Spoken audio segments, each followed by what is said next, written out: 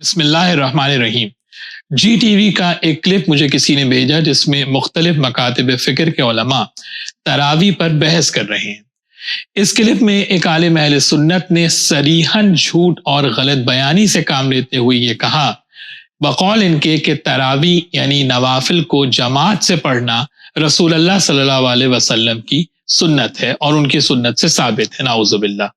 میں بہت مختصر بات یہاں پہ کروں کہ جو اہل سنت کے علماء وہاں موجود تھے، صرف اگر اپنی صحیح بخاری کو کھول کر پڑھنے کی زحمت کر لیں، جس میں واضح طور پر خلیفہ دوم نے تراویح کو بدعت کہا ہے، یعنی اگر رسول اللہ صلی اللہ علیہ وسلم نے کبھی تراویح پڑھی ہوتی یعنی نوافل کو جماعت سے پڑھا ہوتا تو خلیفہ دوم اسے سنت رسول کہتے، بدعت نہ کہتے۔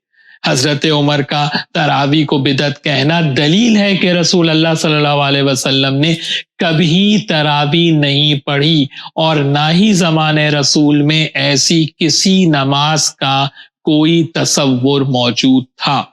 اور اب تو اہل سنت علماء خود اعتراف کر رہے ہیں، سوشل میڈیا پر کلپ موجود ہیں کہ وہ کہتے ہیں کہ تراویح سنت رسول نہیں ہے۔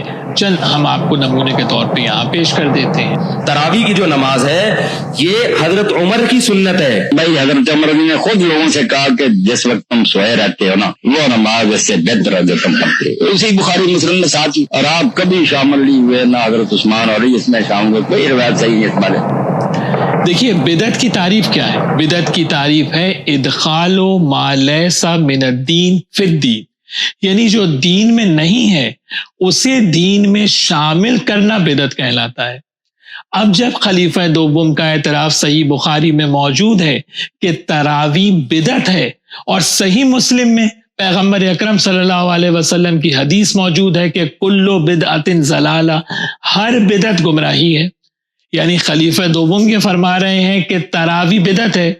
رسول اللہ صلی اللہ علیہ وسلم کی حدیث ہے کہ ہر بدعت گمراہی ہے۔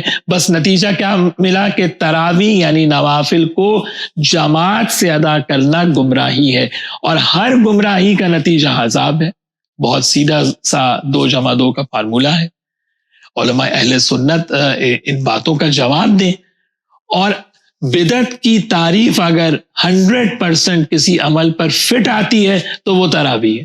اور صرف یہی نہیں کہ تراویح جو ہے وہ بدعت ہے، بلکہ سنت رسول سے ثابت نہیں ہے، اور منابع اہل سنت میں تراویح کے خلاف شواہد موجود ہیں۔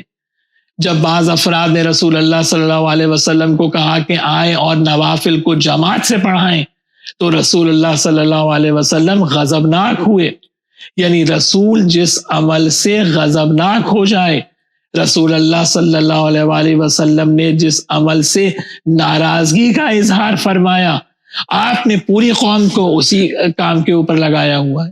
تو سوال تو یہ ہے کہ جو کام رسول کی ناراضگی کا سبب ہو اس کا انجام دینا ثواب ہوگا یا عذاب ہوگا؟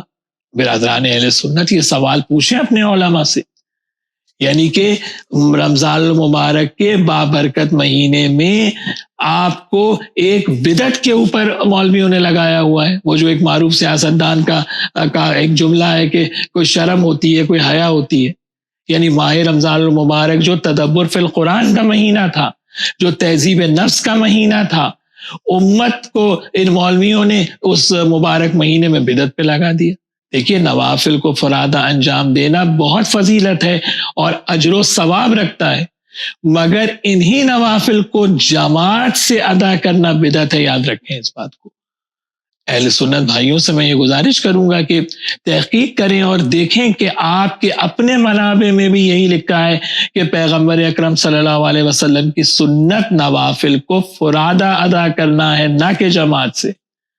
ماہ رمضان المبارک میں قیام اللیل ہے، نوافل پڑھیں، مستحب نمازیں پڑھیں، مگر ایسے جو رسول اللہ صلی اللہ علیہ وسلم کی سنت کے عین مطابق ہو۔